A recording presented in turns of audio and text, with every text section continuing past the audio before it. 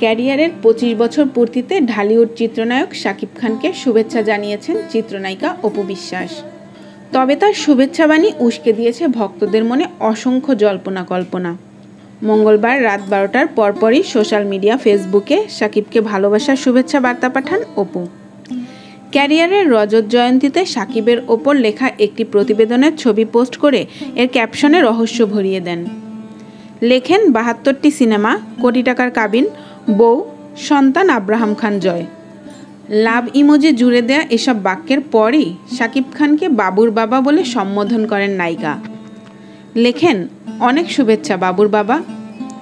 ওপর এসব লেখার প্রতিটিতে রয়েছে বিশেষ ইঙ্গিত, কেননা 72টি সিনেমা দিয়ে অপু বোঝাতে চেয়েছেন ঢালিউড সিনেমায় অপুর সঙ্গে শাকিবের জুটি করা সিনেমাগুলোকে।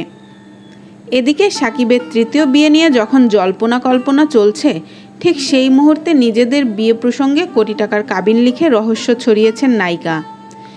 এরপর স্ত্রী লিখে সরাসরি কিছু না বোঝালেও সন্তান প্রসঙ্গে নিজের ছেলে জয়ের নাম সরাসরি প্রকাশ করেছেন অপু। যদিও শাকিবের স্ত্রী হিসেবে এখনও শোবিজের চিত্রনায়িকা শবনম বুবলি ও সন্তান হিসেবে জয় ছাড়াও শেহজাদ খান বীরের পরিচিতি আছে। তবে শাকিবের ক্যারিয়ারের রজত জয়ন্তীতে এখনও সোশ্যাল মিডিয়ায় কোনো পোস্ট বা মন্তব্য করেননি বুবলি। উল্লেখ্য, ভালোবেসে বিয়ের পিঁড়িতে বসেছিলেন শাকিব অপু। অনেকটা মিডিয়া থেকে গোপনে থেকেই হয়েছিল ঢাকাই সিনেমার জনপ্রিয় এ জুটির বিয়ে। এরপরই হঠাৎ তাদের সম্পর্কে ঢুকে পড়েন বুবলি। বুবলির সঙ্গে শাকিবের সম্পর্ক তৈরির গুঞ্জনে অনেকটা অনিশ্চয়তা থেকেই নিজের গোপন বিয়ে আর সন্তান জয়কে নিয়ে মিডিয়ার সামনে দাঁড়ান অপু। অনেক নাটকীয়তার পর শাকিব অপু প্রকাশ্যে সংসার শুরু করলেও সে সংসার বেশি দিন টিকেনি।